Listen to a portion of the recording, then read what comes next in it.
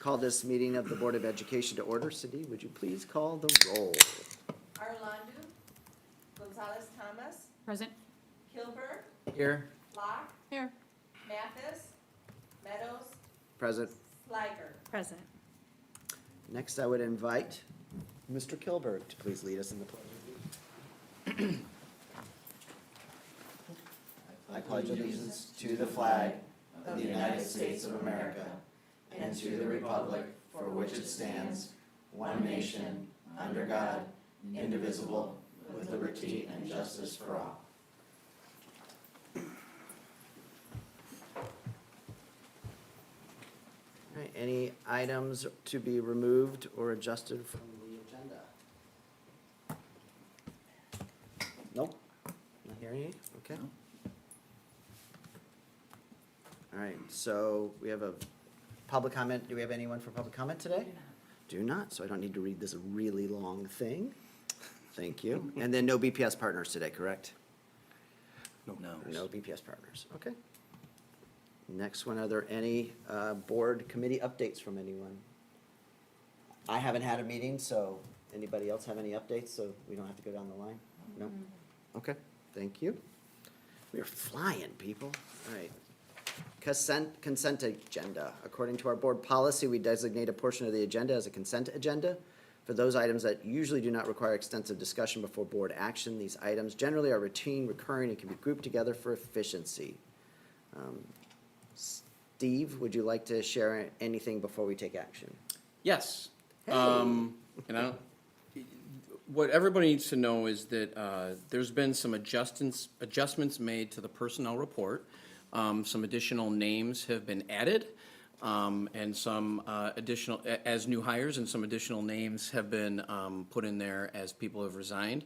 And the reason for that is, number one, we had to set up our agenda a little bit in advance, and then I was out of town last week on vacation, and since then, we've had a decent amount of movement because it's kind of crunch time. And so for us to hire people, it's kind of important to get their name on the agenda tonight so that they can then resign from maybe another place of employment so that then that district can get moving. And so I did take it upon myself to add some names on the hire list and on the resignation list. So I just wanted to point that out. With that, we'll run through the consent agenda. 4.1 is the approval of our June 20th, 2023 regular board meeting minutes. 4.2 and 4.3 is the approval of the June 27th, 2023 special board meeting minutes and the closed session minutes. The personnel report is 4.4, which we just talked about. 4.5 is our monthly payroll and bills. 4.6 is the destruction of the closed session recordings from January 25th of 2022. 4.7 is the approval of the student handbooks for 23-24. 4.8 is our curriculum contracts. 4.9 our special education contracts. 4.10 is the disposal of plenty of surplus property. And then finally, 4.11 is the approval of this consent agenda. Does anyone have any questions or anything they'd like to discuss or remove from the consent agenda? Okay, hearing none. I would entertain a motion to approve the consent agenda as presented. You want, some, Oh, I'm sorry. yes. We just talked briefly, about the student handbooks. Just about, I know that, it's not on the middle school or high school, but, I think eventually we should put something on there to have, for the electronic devices for the middle school and high school. Because right now it's just for elementary.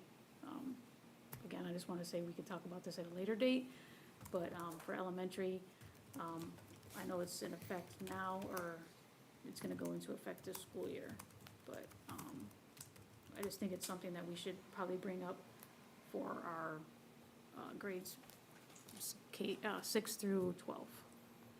Okay, so as of right now, no issue you have with this particular consent agenda item right now, but you'd like us to continue a discussion on electronic for future. I did have something where it just says, for confiscated phones and electronic devices, are the teachers gonna be taking those off and keeping them in their desk, or are they gonna be in the school office? Like, have we decided that?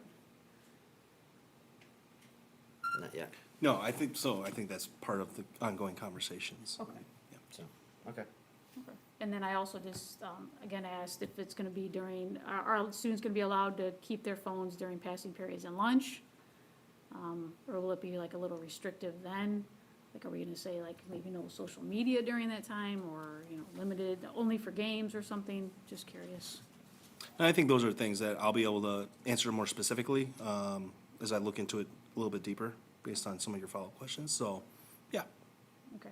And then the last one was, is the cell phone use and electronic devices, is this considered a major or minor behavioral problem? Like, will that be laid out in their BIP? I guess it would be so forth. Yeah, we'll, definitely be able to follow up with you about that. Okay, so we will keep this as a consent agenda item, and we will commit as a board to kind of review the parameters of how we might discuss it further in the future with the staff and/or the admin, specifically Tom. So, okay, so I will restate, if that's okay with you. Yeah, I'm No, so no, no, sorry. it's fine, we should have this discussion. I will entertain a motion to approve the consent agenda as presented. Any motions? So moved. Okay, Second. second. Who said second? Thanks, Sue. Okay, thank you. Still learning voices. Okay. Do we need to do a roll call vote or for that, or, That'll be Cindy. yes, Cindy, so roll call vote, please? Okay, Sliger. So you want a roll call vote? Do we need to do a roll call vote on this? How have you guys done it before? No, I Just, think we've just done all in favor. Oh, So, voice all right, call. So all voice in- vote. Yeah. Voice yeah, vote. Okay. voice vote. All in favor? Aye. Aye. Thank you. I'm getting used to new district. Yeah. Sorry yeah, about that. yeah. Okay. And I've been at a couple of different districts that have different rules about some of that, so I wanted to make sure we weren't making changes. All right. Tom, is there anything to share this evening under our reports? Yes, so reports 5.1 and 5.2, FOIA requests and treasury report have been presented to the board, as we do monthly. Are there any questions? Okay. No. Awesome. Then moving to 5.3, at this time, I'll turn this part of our presentation over to Brad Newkirk. And I will invite Brian Gamlin to come up. Brian Gamlin is an assistant principal at the high school. He's in charge of our junior, senior house at the high school. So our high school has a structure where they have a freshman house, a sophomore house, and then a junior, senior. So there's an administrator kind of overseeing each kind of developmental level at our high school. So Brian's been in the district longer than I have, so that's a really long time. And he's a math teacher and department chair for mathematics, and now oversees the junior, senior house. And he's going to talk to you a little bit about our college and career pathway endorsement. So there were some laws passed recently by the state legislature. That's kind of the impetus for this discussion. And we'll kind of lay out some of the big pieces of that, because you might be seeing more work in this in the next coming years. Go ahead, Holly. So the purpose tonight is just to kind of walk you through and give you some overview, basic background on what the college and career pathway endorsements are and kind of what our current plan for addressing this is. Next one. So this comes out of House Bill 3296 and the PWR Act. The PWR Act is the Post-Secondary Workforce Readiness Act, and that came out in 2016. And then House Bill 3296 was finalized in May of '22, and it became enacted to begin in January of '23. And so both of those two laws center around high school preparation for post-secondary, whether that's college or career.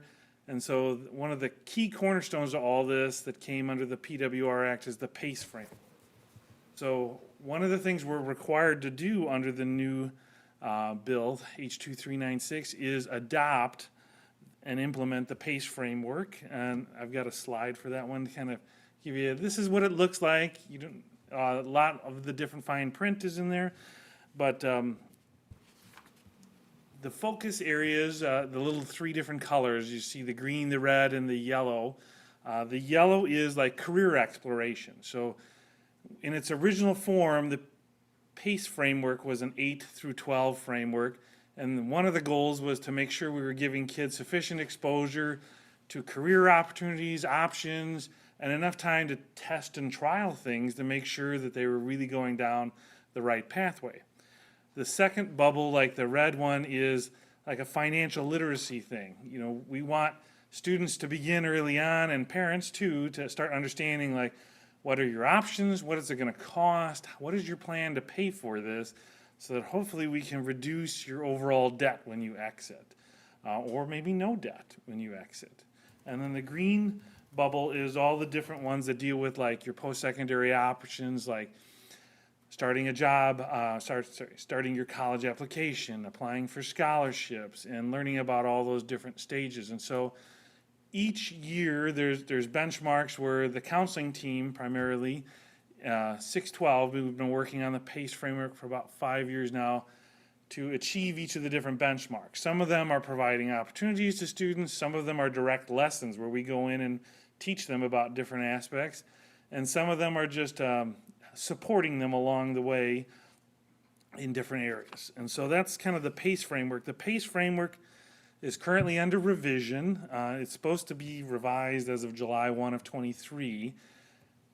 They made the 6-8 more robust, where they got into much more specifics, because right now it just says by the end of 8th grade, and there's only like 6 or 7 bullet points. Now there's a more robust framework for 6, 7, 8, and it's a lot more about like identifying your own strengths and identifying your interests and learning to advocate for yourself. So it's more soft skill based, and then high school becomes a lot more like, what does your future look like based? So one of the elements we'll have to deal with in the next year or so is the board will need to officially adopt the PACE framework. We can customize it if we want. Currently, our team has not seen the need to do that. There are some high schools that have. You could shuffle bullet points into different years. The board could opt to not go forward with the framework, and there's some other elements we would have to do there. But that would be something that would be coming in the next year, is adopting the official final PACE framework. You can go to the next one. So after the PWR Act and the PACE framework came this College and Career Pathways endorsement. And so that's like a deeper dive and more specifics in like the high school. We are required by the graduating year of 2027 to offer one endorsement. By the year 2029, we have to have a second endorsement. And then by 2031, we have to have a third endorsement. Some of that's based on our size, like the size of our high school requires us to get to at least 3 different endorsements. Smaller schools, like really small schools, 350 or less students, don't have to get to all 3. Yes? What do you mean by an endorsement? I'm gonna go through that in just a second. All right, thank you.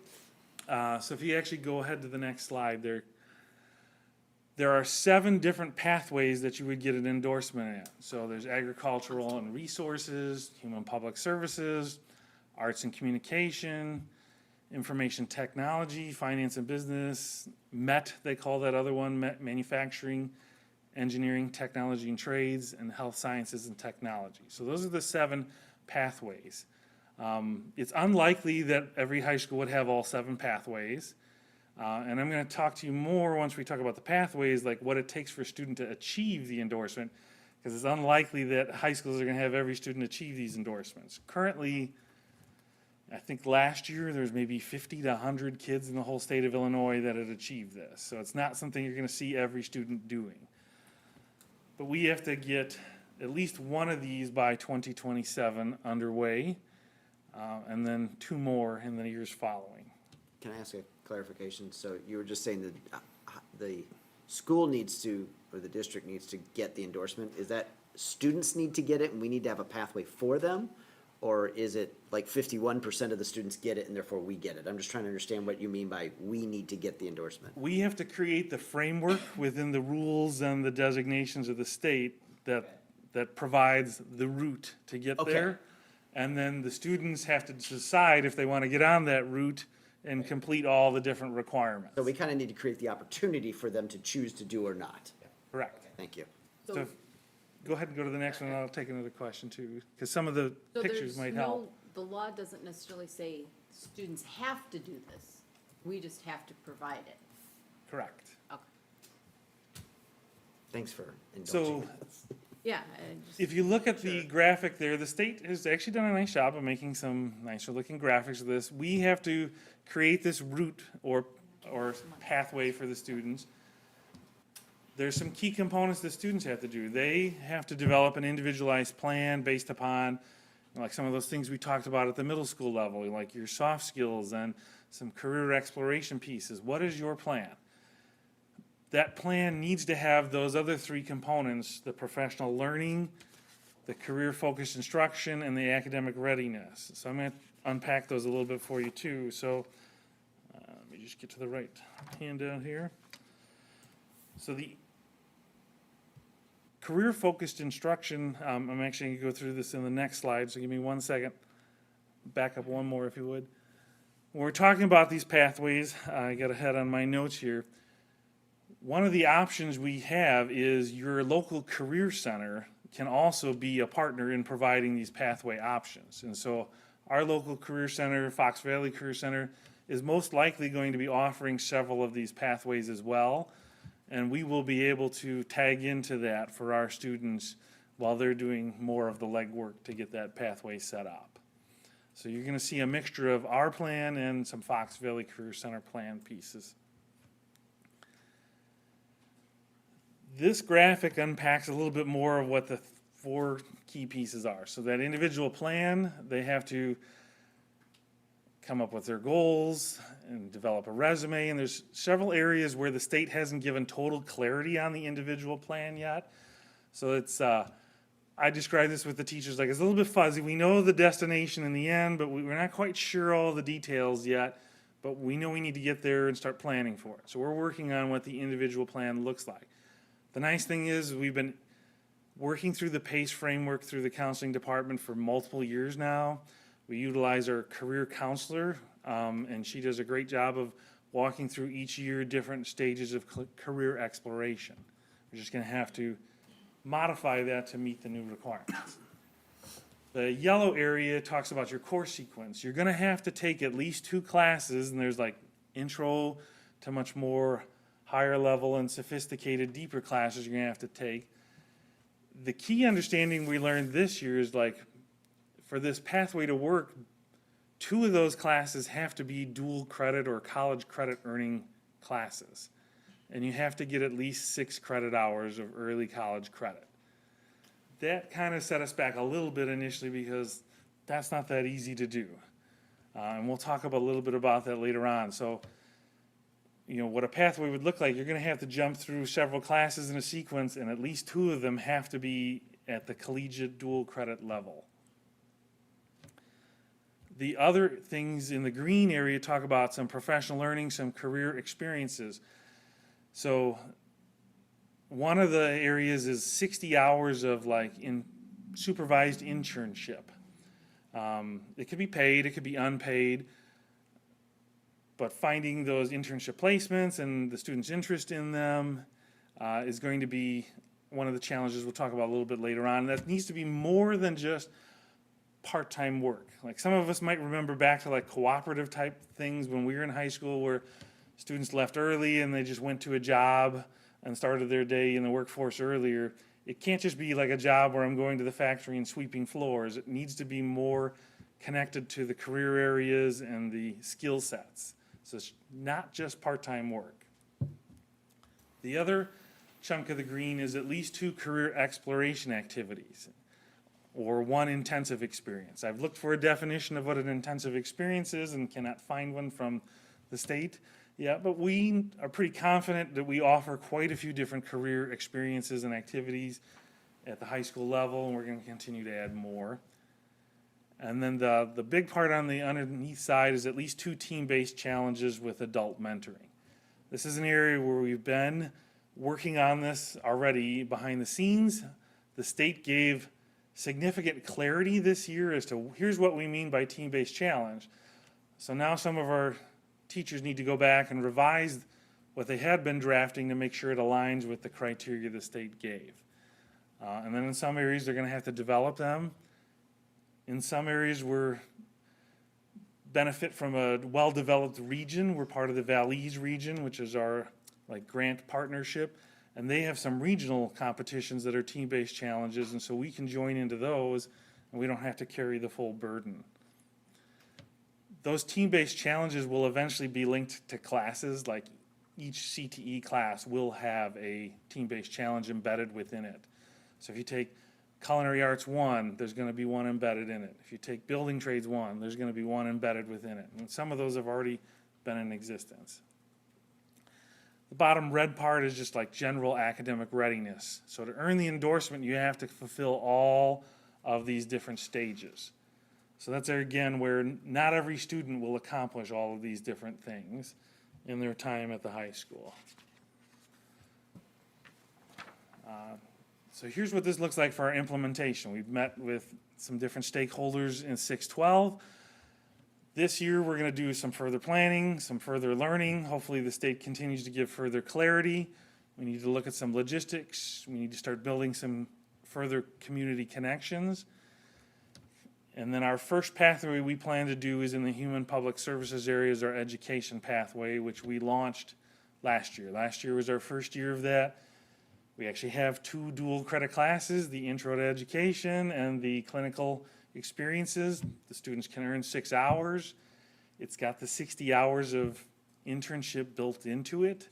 So it already meets a lot of the criteria. We're gonna have to do a few things, but that's the one we felt was closest to the end game already, is where we could begin. Can you give me some examples of like what careers that might tie to? So in the education pathway, it's predominantly going to be teachers, Okay, counselors, social workers, psychologists, things like that. right. Is the human and public service, is it a part of the education pathway, or is that a different one? The education one, It's like a subsection of Now I understand. human. Okay, and- sorry. correct. There's gonna be other human public services ones, but we might not be able to offer the courses Fair, it takes yeah. to accomplish that. Do you remember, I wanna see, was it last fall when those kids came and spoke to the Yep. board? I That was think part that of was that. part of that, yeah. Okay, thank you. Yeah. Part of it too is in 23, 24, 24, 25, we're gonna have to actually begin the state application process and see how that goes and get the feedback from the state, and learn a little bit as to what that looks like. The MET pathway was one of the ones we were considering for our second one, because we already have some pieces underway. We have our manufacturing cohort that we run with Wabanzi for a small subset of our students. It has plenty of dual credit courses and meets that part. We're gonna have to dig into some of the other requirements, like the team-based challenges and some of the other opportunities. And then it kind of fell into our laps this year. I had to hire a new engineering teacher, and I was able to hire an engineering teacher who actually has a master's degree and hopefully would be able to earn some dual credit for some of our engineering courses. We might have to look what that looks like in the next 2 or 3 years to bring a MET pathway online for us. Then the next slide, kind of phase 2. So this is much further down the road. In our arts and communication, we have, this year we will be offering our first dual credit class in graphics. It'll learn 3 credit hours. But we're gonna, if we want to develop that pathway, we're gonna have to find another course that could earn some college credit. Finance and business services, we have one articulated credit class, that's our accounting class, but we would have to, again, find another class. And health sciences and technology, most likely that our partner Fox Valley Career Center is gonna potentially have multiple pathways in those areas too, where they have the basic nursing, I can't remember what the A and the T stand for. We call it the BNAP program, Basic Nursing Assistant Training. There's an Exploring Medical Careers. There's several construction, architectural-based ones where the students earn multiple dual credit. The Fire Science program at Fox Valley, students can earn 24 credit hours in college credit. So those are areas where hopefully our Fox Valley partners will take the next steps for us.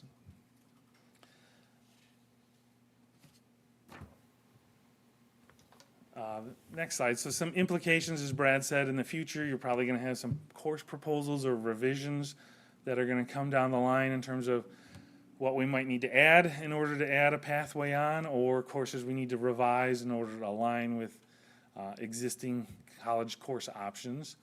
We're gonna have to do some resource alignment in terms of accomplishing all the different work that goes on in these areas, or having staff to teach the different courses.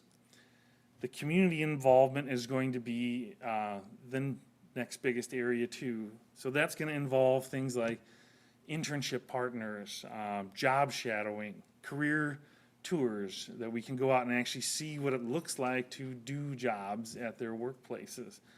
Having some of them come in to be guest speakers, career events at the high school. That's an area where we've begun and we need to just continue and expand. Some of our challenges and barriers are going to be in the qualified staff area. The state of Illinois just does not graduate very many teachers in some of these CTE areas, so it's very difficult to find certified staff in some of these areas. And then on top of that, to find certified staff that hold the credentials to earn dual credit. Because most of the time, that means you have to have a master's degree in that content area. And there's very few of those people that exist in the teaching force.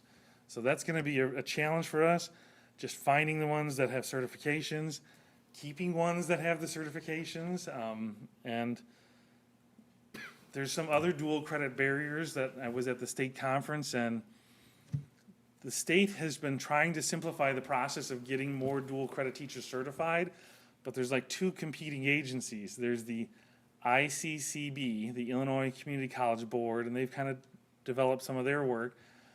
But then there's a different board that provides the accreditation to the community colleges, and they don't agree on some of this work in the middle to get more qualified instructors.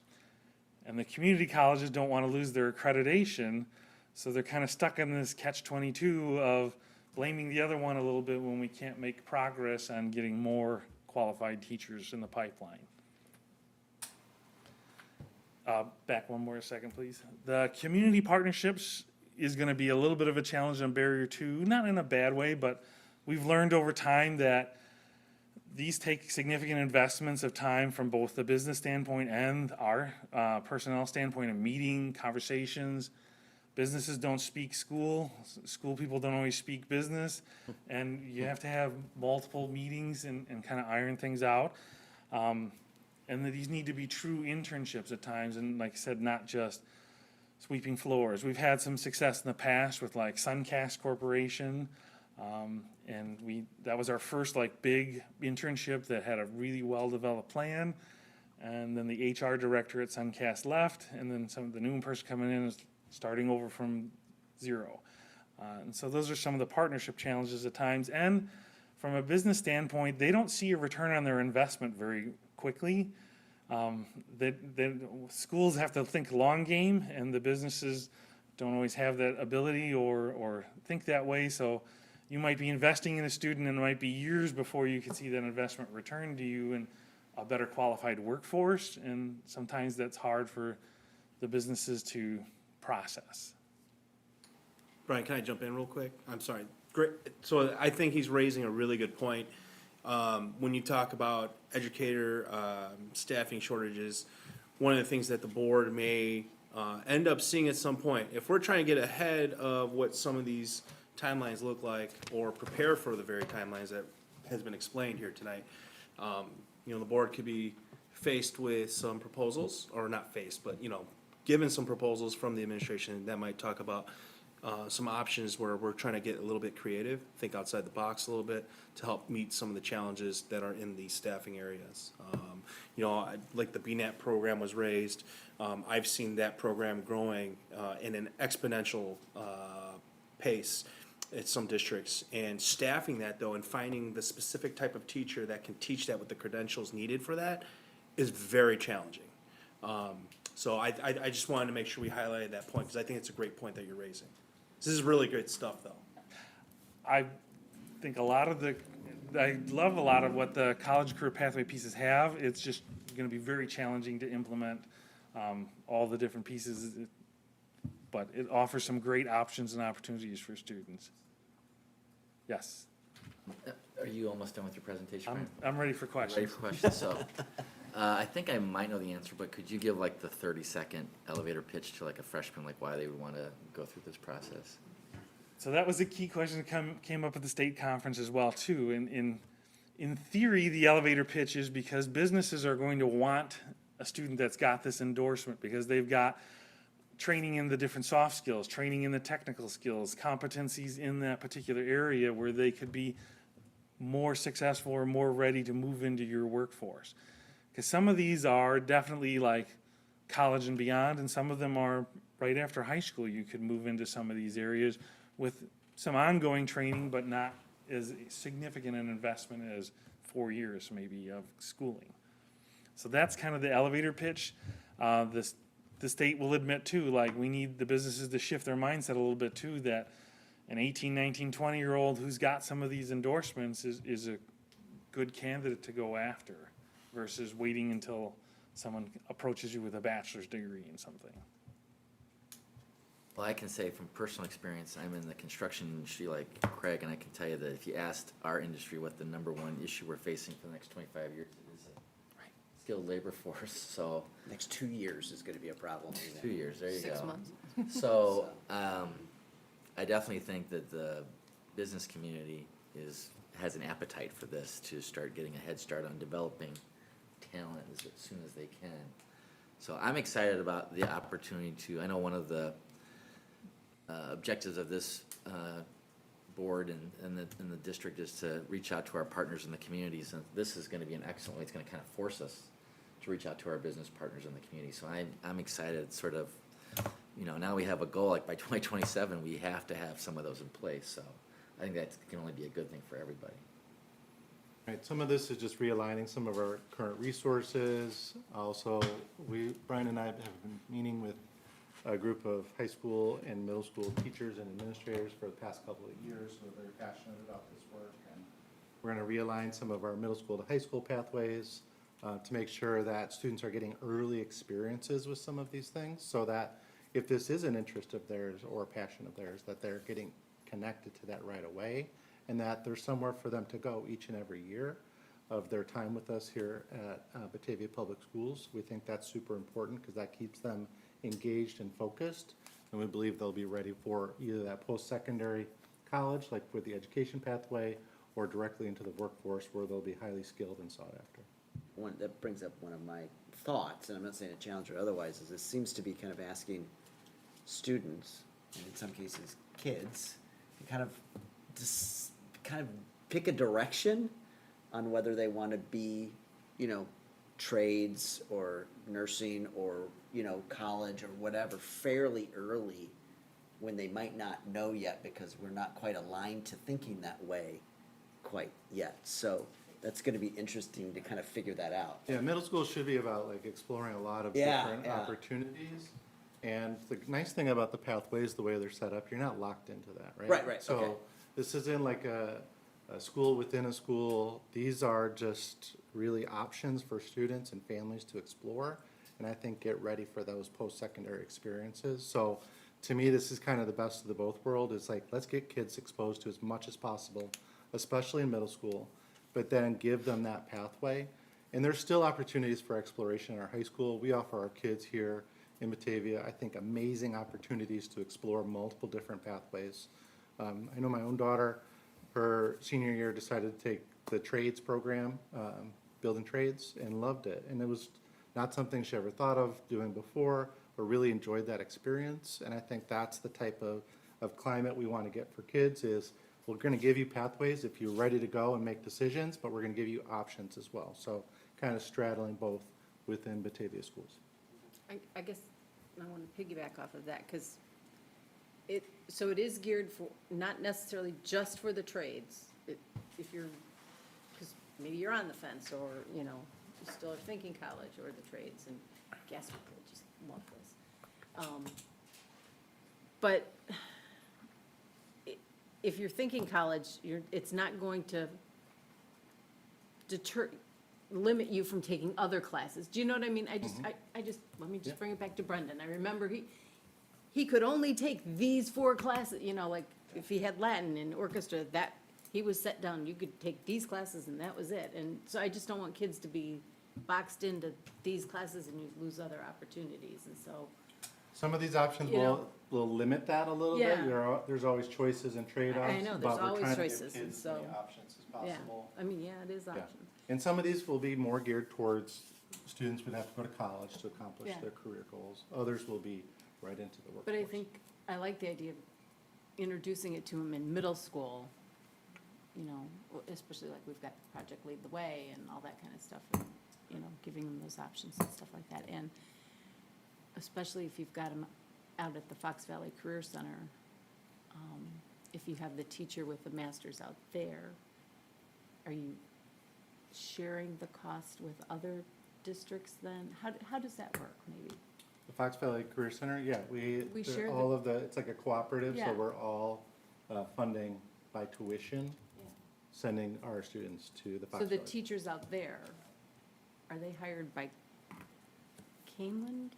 Or They is are it, teachers within the Fox Valley Career Center. so it's, Caneland's the fiduciary agent who pays them, but right, but we all chip in, I know. So I'm just wondering if you had teachers out, like, it might be one teacher for the whole, might be easier than, for the whole region, yeah.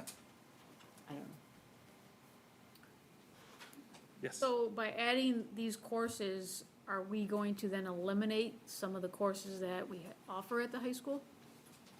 So some, the courses are already in existence, so some might need to be retooled. Like you said, some might need to be added. Generally, you don't want to keep adding forever because they start to dilute. So there might be some courses we have to consider taking offline and offering this instead of that. But we're gonna have to walk through that slowly. We can't rush through kind of all the different aspects, because there's gotta be, to offer the dual credit part, you also have to have the instructor that pairs with it as well. Does that answer your question? Yeah, and then, do we have a timeline on when we wanna possibly go after the new hires to meet, the criteria that we need for this? Not yet. It's going to be depending on, like, that's why we started with the education pathway. Our instructors are already certified. We had a successful first year. We can, almost all the other criteria are in place. We can start going through the state application and kind of learn where the rough spots are, and then use that learning to proceed into the other areas then. Yeah, we need to have the three, if we're gonna do this, right? Because that's part of the question here, the education, is we have to choose as a board to go down this like, Right, our current plan, and we've actually revised this down because it is pretty complicated, and like when our team met, they're like, yeah, we're doing all these, and maybe not the ag one, because that's not really our community, but we're gonna do all these, and then we're like, wait, what? How are we gonna do all this? And then, you know, as we've learned more of the components, we've tried to filter it down, but we have a lot of really passionate people who want to provide these opportunities for our kids. So right now, our goal by that 2029 date would be the 5 pathways that Brian outlined there. So starting with education, going to METS, and then arts. Brian, you're gonna have to help me. Arts and sciences. What are the other 2? Well, I gotta go back. while he's looking, we'd only be required for 3, but the target right now is 5, Yes. And we were at 7 at one point, I think. Well, 3 by the time, by 2029, Have to have them, right? right? We have to have the 3, but we're gonna say that these 5 are our goal. The is- finance and business and the health science, like, it's, when we were looking at stuff, like Brad said, the ag one does not really seem to be a good fit. We don't have any existing coursework in that area. And the information technology one, we'd have to really explore that a little bit more. Again, the early college credit part, like, there's questions around, does AP computer science count? Or does it have to be like I earn the 6 hours, and then would AP computer science count if I didn't take the AP test? You know, there's articulated credit, there's dual credit, like, what all counts? And like I said, sometimes the state has been fuzzy on some of these things, or they haven't given like the detailed clarity for us to, like, what does it take to do next? But some of these definitely line up more. Fox Valley is going to have multiple ones, probably under a couple of these, just simply by virtue of the courses they offer now. I ask a question, I'm sure it won't be an issue, but if a school doesn't comply with this by that date, what happens? You lose like funding or something from the state, or they haven't said? Yeah. We're gonna do it. I know we're gonna, okay, I just, you better do it. Like, what happens if you don't? You could lose your accreditation status, I'm sure they'd start with that, and Yeah. Let's not find out. that's not fine. Brad doesn't wanna- Sorry. So if a student just can't meet all the requirements, like, can they, I don't wanna say drop out of this, or like, what's, So they're not like locked into any of this at any point in time. Like our district's approach for a long time, based on community feedback too, is we kind of refer to it as a lot more à la carte. Yeah. Like, at one point in time, and Dr. Smith might talk about this later too, there's like over 40 different dual credit opportunities in Batavia right now.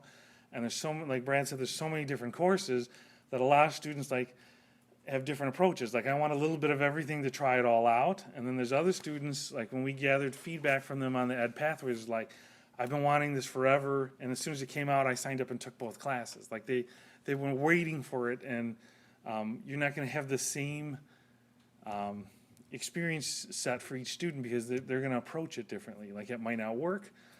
The internship part will be interesting too. Like, when we had the internship with Suncast, like, we had to go back and forth too on pay with them, because their initial offering of pay, we had to tell them, like, all these kids already have jobs that pay more than that right now, so you're gonna have to do better or it's not gonna work. And so we developed like a tiered pay structure, so ultimately, the students, to get it on their transcript, had to fulfill all the different pieces, and that's where I said, not every student's gonna do that. Certain ones are gonna be much easier to do than the others. Like students, when the BNAT one comes online, you're gonna see a lot of students earning that one because it's built in, it's a course we currently have, they've been successful, it's got the internship timeframe built into the class already, kinda like the education one does, and you're gonna see probably a lot of those come through. But other areas, we consider it successful in a different way. If a student tries something like, that is not for me, then that's a success too, because then they're not going to study something that they're like, I didn't really like this. and then this is obviously if it, like, so let's say a student transfers in from Schaumburg and they had the same model as us, like it can be transferable, right? So if they're a sophomore and they've already met these requirements, we'll obviously accept what they've done. Yep, that'll be one of our challenges too, is like managing the logistics of all of the checkpoints for students so that we know when they've fulfilled them. Last question, but you kind of answered it earlier, so I'm just gonna restate it. Currently, you have very energized and excited staff and teacher support for this effort, correct? Yeah, the group of teachers that we've met with I mean, all of them. for the just like- past couple of yeah. years have been really Yeah. excited about this, because I They're think that champions. when you teach in these areas, you're very passionate about your subject area, and they typically have connections to the business world, what they're teaching, right? So if you're a graphics teacher, you love graphics, you love that artistic expression, but you also know people in the graphics field, so you know where kids might be going. Right. And I think that adds a lot of excitement and passion to the work, and then they see how this can benefit their students by giving them this opportunity to pursue pretty deeply in that field. Okay. One last thing. Can we get a copy of this presentation? Sure, Holly has that, yeah. It was like a little tiny to read up there. Yes, some of the slides, yeah, the print was a little small. Thank you. Any other questions? Thank you, Mr. Gamlin. Yeah, thank you very much. This is very good. Thank you. Yeah, thank you. And very similarly, we're going to ask Dr. Joanne Smith, our high school principal, to come up and share a little bit about the class of 2023. This is an annual report that we do. Many of you were at that graduation ceremony, so you have to experience that excitement of that day. This is a little reflection back on the class of 2023 and some of their accomplishments. We do this data report every year because it really is helpful for us to kind of set a vision for where to go next and where to target improvements. Hi, everyone. Every year, this is a very exciting time for me to give this report because, as I've mentioned to all of you, I'm sure many times, graduation is my favorite day.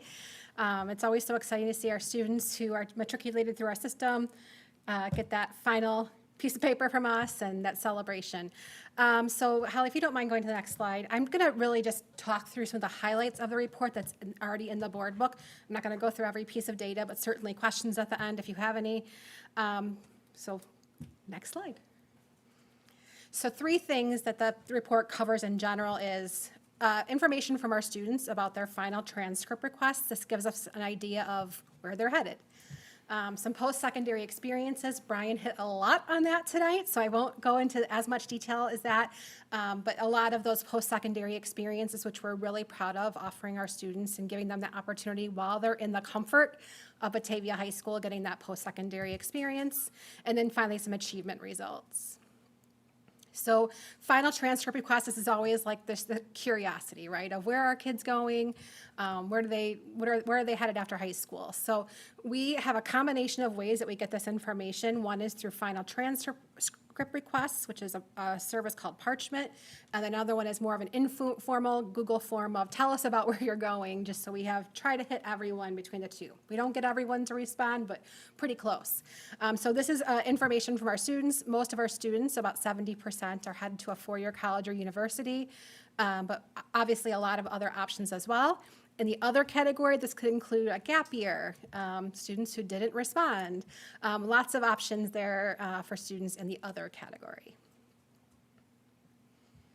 So Brian hit on a lot of these, so I'm just going to go through one that we're really proud of, and that is our dual credit courses. So post-secondary experiences. What that means is while they're in high school, we're giving them a taste of things that could happen after high school, but again, with the safety of our staff helping them and not sitting in a lecture hall with 150 students taking Calculus 1, which I think a lot of lovely experience in college. And so, Holly, if you could go to the next slide, I want to talk specifically about our dual credit. So if you don't know much about our dual credit classes, students receive dual credit through Waubonsee Community College. As Brian mentioned, our instructors, we partner with Waubonsee, and they certify our instructors to be able to teach those courses. For the most part, that means they have a master's degree in that subject area.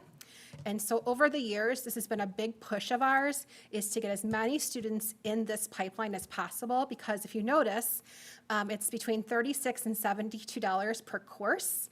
I have a child in college, and I can tell you that I'm paying that per minute, I feel. So this is really an opportunity to give kids a lot of credit. We have student after student after student, parent after parent telling us how much time they saved, and time equals money in college, when you're walking out of our building with 6, 12, sometimes 24 college credits. It often equals at least a semester or more, and students are able to sometimes graduate early from college if they want to enter that real world a little sooner, or it gives them that opportunity to take a gap year or to do something a little bit different because they do have those credits as they leave the high school. So this has been a push of ours, and as you can see, we've increased these numbers every single year. One thing I'll point out is the class of 2022 was our largest class ever, and it's about 100 more students than the class of 2023, but we still increased our dual credit enrollment by that much with 100 less kids. And so we just constantly are looking for ways to get our instructors certified through Waubonsee to teach courses for credit. We just are constantly trying to find ways. Brian works really hard at this, along with HR, to try to find and dig through transcripts to find people who have that ability to teach a class that can potentially be translate into college credit for our students. And dual credit is they're earning both high school credit, so it's on their high school transcript, but they're also earning a Waubonsee transcript as well. Thank you. Sorry. So in all, about 86% of our students have some sort of post-secondary experience before they graduate. So that could include an AP class. I know for many high schools, AP is their kind of what they look to as their most important data point. We don't. We really look to that dual credit. Now, we offer AP classes. Students can certainly take them and take the exams if they want, but many times, students are in an AP class that is also being offered for dual credit, and so most students in that situation would choose not to take the AP test because they're going to get that Waubonsee transcript for $36, potentially, and not have to take it for the AP test. So you probably, if you look at our AP numbers over the years, the number of students taking AP tests has decreased, but I would warn you that that's not a bad thing, in our opinion. In our opinion, that's a good thing because we have so many more students taking the dual credit options and getting that opportunity in a different way. And it's a little bit more low stress, low pressure, than taking the AP test. Fox Valley Career Center, Brian talked about, it's at Keeneland, it's located at Keeneland for the most part, and it's that BNAT program, a welding program, automotives, a lot of the programs that we don't have the facilities and or staff to offer at the high school. And then Brian also mentioned the manufacturing cohort. We have a small number of students who are taking manufacturing courses through Wabanzi and getting that certification before they leave, and that is a lot of credits. Brian, help me out, like, Most of them, it's like 20 to 24 credits when they leave, so they're, and then if they did the manufacturing cohort with like the English and math dual credits, some of them are like halfway through their associate's degree before they're done.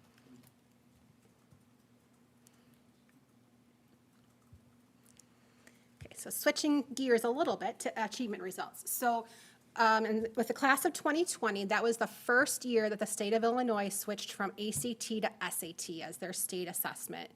And so that class of 2020, that means they took that test when they were juniors in 2019. Class of 2021, we all know what happened in the spring of 2020. So those students, because you're kind of just backing up, those students took it in the fall of 2021 when we returned from the pandemic, and so on and so forth. So those students, the class of 2023, our graduates, would have taken the SAT last spring. So these are scores about a year old, but I want to talk about it as part of their exit. So the scores ramped up a little bit. Obviously, we're still working really hard on getting those scores up even higher. We want all of our students to reach those SAT benchmarks. It is a tough test, and it's something that we are constantly learning and adjusting to. They're changing it. Next year, for example, the test is going solely online versus paper and pencil. And so we're just trying to roll with the punches and continually learn and grow about the SAT, because for us, this is a newer test. We had the ACT for decades, and so we were really accustomed to that. So we're continually learning and working with SAT consultants to help our staff get better at that and preparing students for that. We don't want to teach to the test, but we also want students to be prepared to do well on that test as well. Brian, can you talk a little bit about the 530 and the 480 and why that's important? So yeah, so at the in that second column, there's an SAT benchmark, and that is called the College Readiness Benchmark. And what that is a statistical study of all millions and millions of students. And what it says is if students, for example, get a 530 or higher, and the SAT is up to 800, on math, for example, that means there's about a 75% chance of them getting a C or higher in a corresponding college course.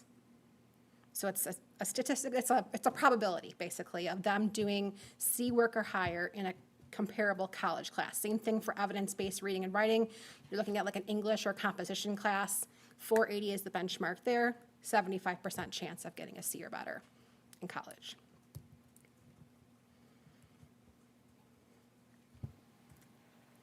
Questions? I have a question about the test scores. So obviously, COVID impact. Are we consistent with the rest of the state in that decline? I know these standardized tests are losing their significance as far as college admissions. A lot of colleges aren't even using them for admissions anymore. And I know it's probably a lot of kids might not even be electing to take the tests anymore. So it's It's true. impacting data, but. One of the downsides of SAT compared to ACT is we used to get this lovely report from ACT that gave us our students' best score. And that was really nice to know, because sometimes students take the test multiple times and eventually they might do better. This is a one-day snapshot. And like you said, a lot of students now are realizing and hearing from colleges that they just don't need the SAT test to get into their college of their choice. So it is changing. The landscape is changing a little bit in terms of it used to be the most important thing. It's certainly still important for many students and many college entrances, but you're right, Erin, it's not the most important thing anymore. Right, so I don't want to overreact to it, but again, I mean, obviously, we just want to make sure we're preparing our kids for success if they choose Absolutely. to go that route, so. Yeah, and this is, I mean, clearly for college readiness, and we just spent a lot of time talking about kids that might not be going for college readiness, and therefore this is not their highest priority to do well on this exam. Right. Potentially, So if they're not going that route, that might be a shift. Yeah, they're still required to sit for the test. That's what I mean, You but can't if- be a 12th grader without the test, but some students have made the calculation that that's not their most important They're not goal. gonna study for it if they're gonna go off to welding and don't need to do Right. this, and they've got 23 credit hours coming to them from Levanzi or something like that, yeah. And our students, it's a good thing, they are well educated on what is needed for their college. So for example, we've had many students tell us, for example, the April test that is the snapshot also includes the essay portion of the test. Most colleges don't require that portion of the SAT score, so the kids will say, I'm just gonna take it again without the essay, because I don't want the essay scored and sent to my college. So they're very astute. They know, what is needed and what is not needed, and, while, again, we're still trying to get them as prepared as possible, all of those things certainly are a factor. Yeah, well, my son went through the transition, my oldest one, and we did a lot of research to figure out, based on the type of student he is and learner and test taker, which is the best one for him. And then for him, the ACT was much, much better for him, and his test scores bore it out. So he studied, we worked with him to get a tutor, specifically worked on ACT. SAT was whatever, so yeah, it's really hard to kind of say, oh, there's a really balanced data set here based on that, is what I'm kind of hearing. So, okay. The pandemic definitely had an impact on our students, and you can see that in those results. We tend to look at trend lines, so where is the trend line heading? Is it stagnant? Is it on the rise? We did the same thing with ACT scores for decades, and really our goal was incremental growth in that and making sure that we're preparing our students. I actually like the meeting in both subject areas, right? We're trying to give kids as many options as possible. So to me, that's a really important benchmark to take a look at, is where are we headed with that one? Because that means our kids are set up for whatever success is going to look like for them. I think that our students have really changed in terms of their approach to post-secondary experiences, in terms of what options are out there. 10, 15 years ago, we were a very four-year college-oriented system. And what we realized is that doesn't necessarily work for all kids, and we want to make sure that whatever a kid's pathway is, whether it's directly into work, whether it's into two-year college to get their associates, a four-year college, a gap year, military service, that we're preparing them for that in their lives. I have a couple questions. Of the 291 students for the AP classes, do we know how many actually took the test? And if we do we know how many got the right score to get the credit? We know, I don't have it off the top of my head. We get Have we it get the somewhere? summer, yeah, we get a report every summer with our AP scores, and how the students did on the test. Many students do not take the test anymore. And then, are we looking to expand the dual credit classes more? Any chance we can get. As Brian talked about, the biggest hurdle is getting that staff member that can teach the course, because they need that advanced degree in the subject area. So every chance we get, we're encouraging our current staff to go get a degree in their course area, especially if it's an area that we don't have dual credit. But every year, we're bringing on more and more and more courses. Last year, we brought on the two education courses. We brought on accounting recently. So we are always looking to increase that. But also, one of the side-by-side challenges is, as our staff is retiring who teach these classes, making sure we have someone behind them that can pick it up and keep this trend going. And then if there was an AP class that's also a dual credit, did you count it as in the AP and the dual credit? Like, I think psychology is a dual credit and Right. an AP. So if I took it, was I one of the 291 in the AP and one of the 375? 291, But that was kind of removed down on the 393 part, yeah. as an overall. Yeah, there's statistic. no duplicate students in that curious. chart. Yeah, that's a good question. And then, one last one, for the SAT, for the math online, do we know how that's gonna look? Like, how are they gonna perform calculations, or is it gonna be multiple choice? It's I'm always, just curious. it's a combination, now currently even paper and pencil, it's multiple choice and a fill in the blanks, so it'll be the same, just typing in your answers instead. We actually have a local consultant with SAT coming out to work with our departments this year about how to prepare students for that change in the electronic tests versus the paper and pencil. So are they taking the electronic test, you think, at the school, or? Yep, in April. Oof. Yep. It's a Has to better be controlled environment. with a No, I know, I mean, Yeah. my son just took the LSATs and he was like in a room, in Yeah, a yeah, library, with with the no camera window, on. And the kids will probably be fine with it. oh, they'll be fine. And we'll I'm be not like, worried about it. Any other questions? Yeah, my son just graduated, right, and he was right there with the, well, why do I wanna take an AP test and potentially report it to a school I'm interested in? What happens if I don't do well, but if I do the dual credit and I'm guaranteed to, essentially to get those credits? And we've had two instances with both kids where a course was not initially accepted by the university, and these are out of state, so both of them are in Colorado, that we just went through a syllabus process review with them, and they were like, okay, this is great, move on. And like took like 20 minutes, you know? Yeah. So it was, and then there's also like with the dual credit, it's kind of getting to a point of pride for those that are interested in going to college of like how many you can get. And for Yeah. my oldest son, his was not about graduating early, much to my generalized consternation, but Your it was, checkbook. it allowed him to be successful at college because he didn't have to feel like he had to max out every semester. yeah. That he could take, again, much to my consternation, 12, 14 credit hours, you know, and pace himself through school, as opposed to overloading himself and not succeeding well. So, which I thought was an extraordinarily mature decision by him, but my fault, you know, so. Thank you, Agreed. appreciate it. Okay, thank you. Thanks, Julia. Yeah, I was gonna say, there's been more dual credits added just even in the last 2 or 3 years, right? Yeah, anytime we can find an I was opportunity. gonna say Brendan didn't, Tony, you gonna bring us up? Yeah, the next topic is the 2024 budget. go quick. We'll go quick. You can go as quick or as slow as you want, depend. Just by way of timeline, last month, the board saw the preliminary budget, which is high-level numbers. This month, we take a little deeper dive with the tentative budget. We place it on public display so that we fill out the budget form that we're required to submit to the state of Illinois. We post that on our website. We also prepare what we call the budget summary, which takes a deeper dive into the budget, tries to provide some context around the number and some highlights, because the official state budget form is a giant spreadsheet with a bunch of numbers that, I mean, it does its job in terms of presenting the numbers, but it doesn't necessarily present, meaning behind them. So that's our attempt here with the budget summary, is to do that. Next month at the board's meeting on the 22nd, we'll hold a public hearing where the members of the community can come and speak with the Board of Education specifically on the 2024 budget. And the following month, the board will adopt the budget. And so on September 19th, the budget will be adopted. We're required by law to adopt the budget by the 30th of September. Briefly, taking a step into this tentative budget summary document, it contains 3 parts. The first part is a high-level, kind of quick facts summary of what the budget entails, at least in its current iteration. The budget will continue to go revisions until we adopt it in full in September.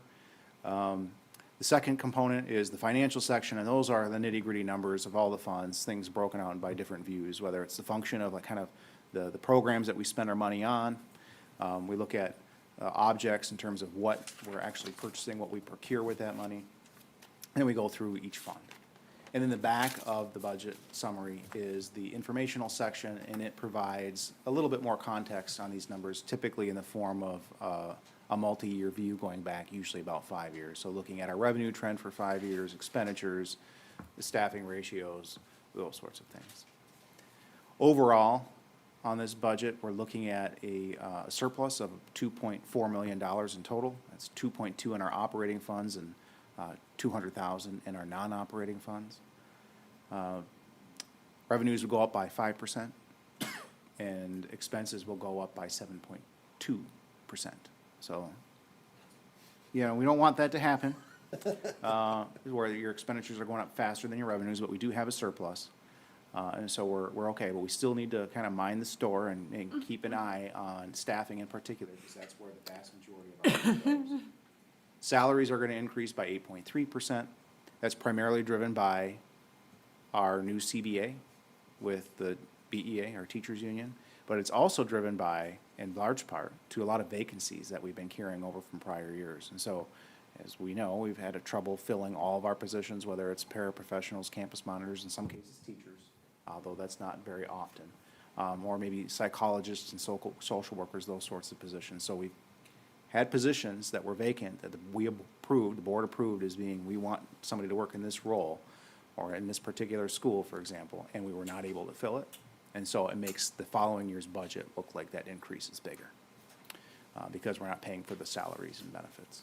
We also have a healthy contingency in here, but you'll also note, actually, if you jump down to the next page, Holly, we kind of have a new revenue item. And it's one that we've never really had before, or one that wasn't worth talking about before, let's put it that way.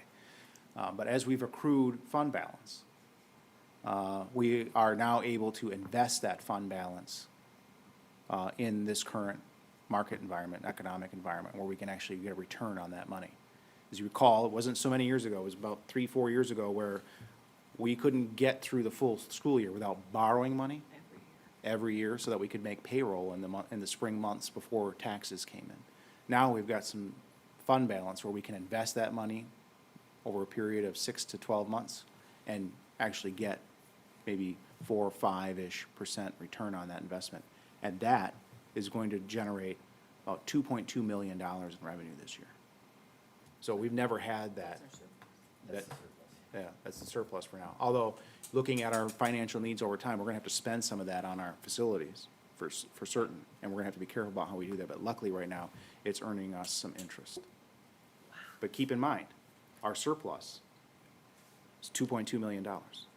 The interest that we're earning is $2.2 million. That is a coincidence, believe it or not.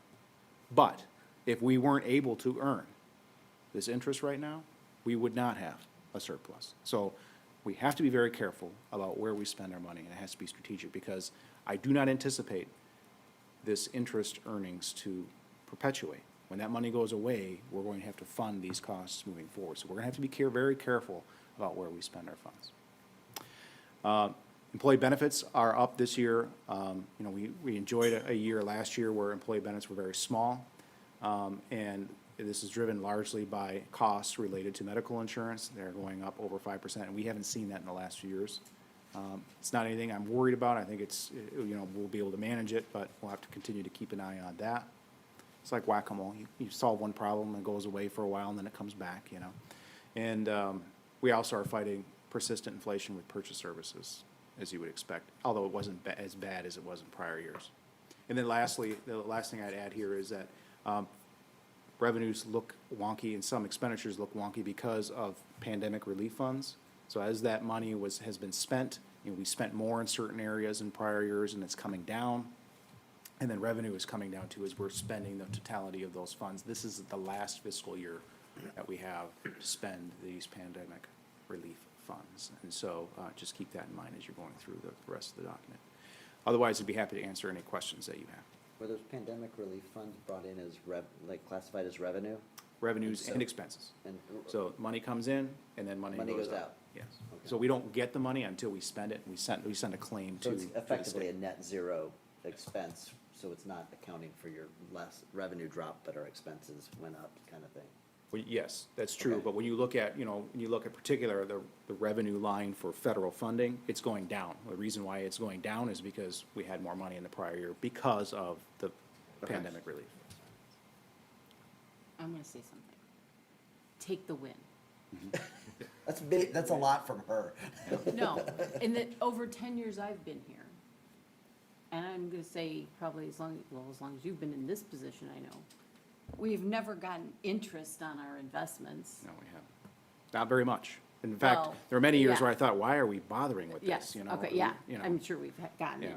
but we've never gotten 2.2 million on our investments. Never in the history of this school district Yes, have we done that. No. so please, let's take the win for what it is, because I always remember just having to borrow the money to make it through to the next month, so, I mean, I'm happy, well, I wouldn't be happy that we had zero, but to have a 2.2 million surplus is, I mean, I know it won't end up at that, but just take the win for now. Will do. Thank you.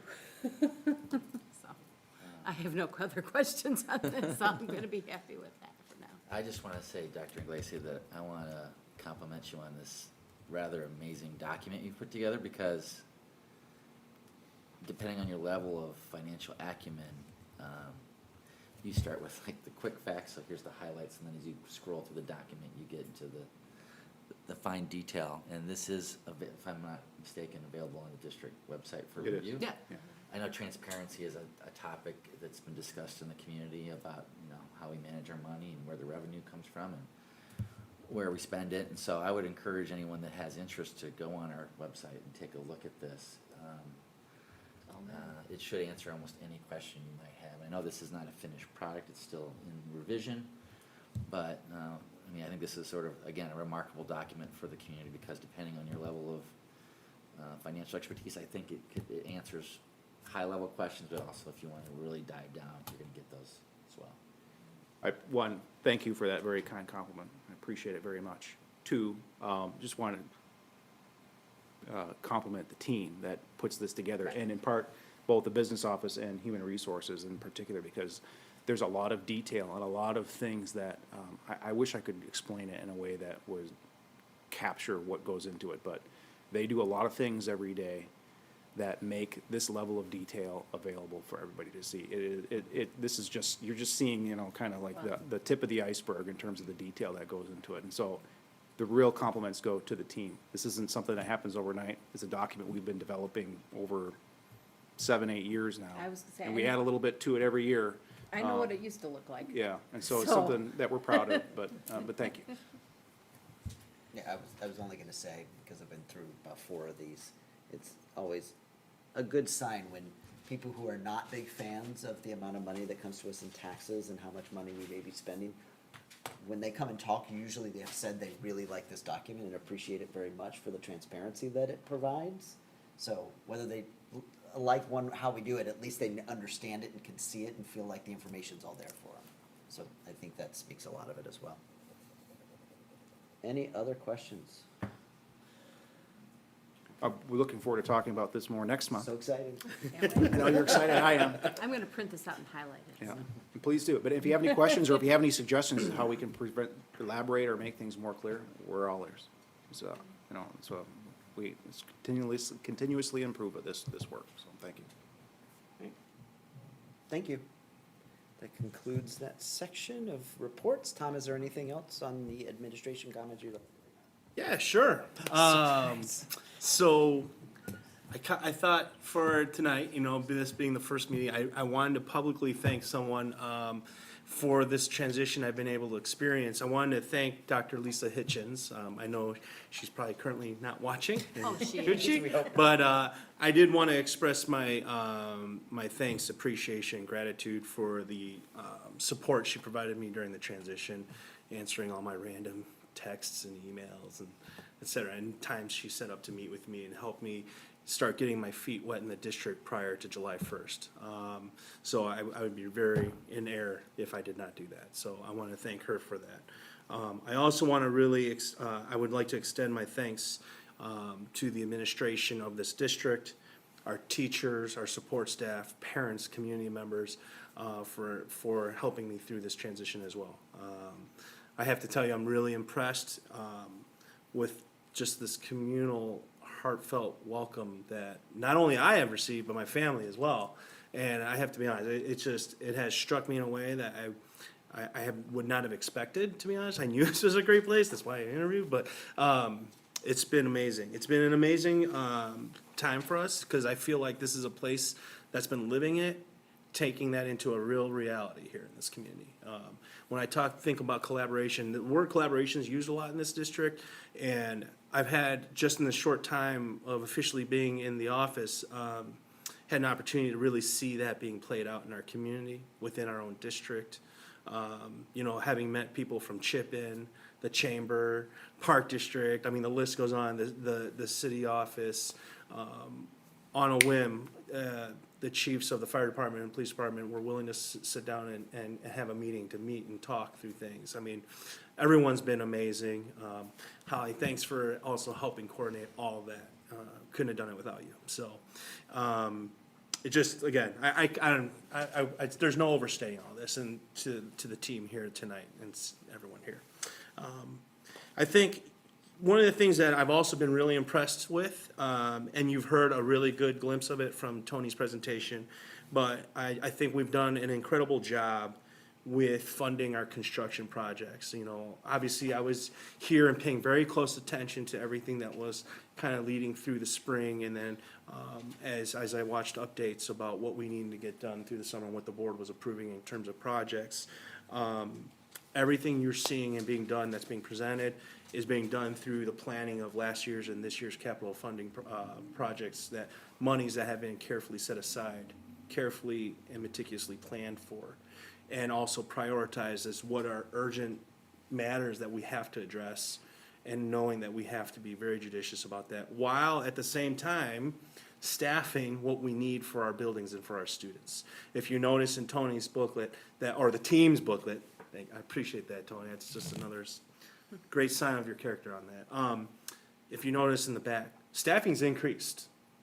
You know, and a part of that is a testament to our administration trying to work on ways to very strategically increase our staffing in areas that needs, that is needed for our students. And so, again, one of those things, you know, as we talk about some of the construction and updates, you know, we have 3 buildings that are undergoing some of our most major construction updates at the moment. Everything's on time, so board, we're good. Everything's looking ready to go by opening day. And I think some of the projects that you'll see, we plan on presenting some of the pictures of how that journey came along at the next board meeting, so you can see what the snapshots look like of the construction projects. Just a few other updates I did want to say is that the notices that families should be receiving right now, they'll be, as it's right around the corner, school's coming, we're excited, I'm excited.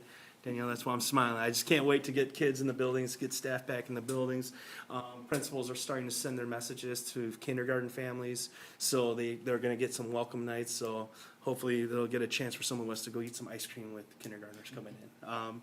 And then also, there's been also a general announcement, I wanted to share this in this communal format because the middle school families received this, but Rotolo is gonna be hosting some training sessions that'll be occurring on July 27th from the police department. So it's really important that the community is aware something's not happening over there. It'll be our police department training. And again, one of those things, again, another sign, there's just great communication, great collaboration going on in this community. And, you know, last but not least, I want to thank all of you for entrusting me and having some great meetings that we've had already, and I'm looking forward to more of that. And aside of that, that's all I have for you tonight. I appreciate it. Thank you, and I'm happy to be here. Thank you. Anyone else have any comments? Sue, do you want to kick them off if you've got any? Just wanted to welcome Tom. We had a great beefy event over at, Yes, we did. what was that? Sturdy shop. No, it wasn't. Brother Sturdy. Chip. Brother Chip, yeah. Mhm. We raised over $500 for the beefy Batavia Foundation for Educational Excellence, and Tom came out and met a bunch of people in the organization, and then, so he's kind of jumped right in with both feet, and that's about it. Thank you, Tony. Thank your team. Thank everybody. Thank you. Great job. Your turn. Oh, yeah, we're going down the line. Okay, okay. You're next. Everything Sue said, yeah, welcome. I think a lot of people in our community are really excited. You've been welcomed very warmly, and that's not a surprise. I think a lot of people are hanging on. They're excited for what you're bringing, and we're excited too. So with that, I hope everyone enjoys this last little slice of summer. It's flown by really quickly, but hopefully all the kiddos get their last little adventures in. Teachers have a little bit more relaxation before we hit the ground running, but we're excited to have you with us and to work together. Thank you. Yeah. I have a few things. Just one, I would like to thank everyone in the community that reaches out to us via email or on the street or just, you know, passing and just shares their thoughts or concerns. Again, that's very important in helping us direct the work that we're doing, so thank you for participating in that process. I want to thank Mr. Gamlin, Dr. Smith, and Dr. Lacey for their presentations tonight. Very informative. Of course, I want to welcome Mr. Kim. I know you've been at work since July 1st, but pretty impressive how much you've been out pressing the flesh and getting and meeting people face to face. I think, in a post-COVID world now, that's something that we desperately need to encourage. So thank you for your hard work doing that important work, getting out there and being visible. I want to welcome all the new teachers and staff and paraprofessionals that we've hired. We had a pretty lengthy list of new hires. We're excited to have you as Bulldogs. So we're excited to have you part of the team. We hope you have enjoyed very long and enjoyable careers. And like everyone else, I just want to say thank you to everyone that's doing the hard work now. I know we're still on summer vacation, but we were talking earlier that the clock is ticking, and August 16th is going to be here in Snap. There's a lot of hard work that goes into making sure that first day of school is positive for everybody. So I think it's one of the best days of the year. The energy of the opening day of school it's just full of promise. So enjoy the rest of summer. We're 22 days out, but I'm excited to get started too. So thank you for that. I just want to say, look forward to working with you, and it's the rest of the summer, and we'll kick off the school year in a little bit. And I will close out by just reiterating about how excited I am, and I'm sure everybody is, about kind of the beginning of school and the teachers and staff kind of getting back into the swing of things and getting moving and trying to close out their summer. A few educators and staff that I know of are trying to squeeze in their last vacations during their summer break, as it were. And I hope they do find more moments of recuperation before school starts, because I think it'll be exciting and fantastic year, and I appreciate all the hard work that everybody does during the summer to get that ready. So, thank you very much. You already know I'm enjoying working with you, so keep up the habits. Thank you, everybody. All right, I would like to entertain a motion to adjourn. So moved by Raquel, Second. second by Danielle. All in favor? Aye. Aye. Thank you. All right. All right, thank you, everybody, for coming today. Appreciate it.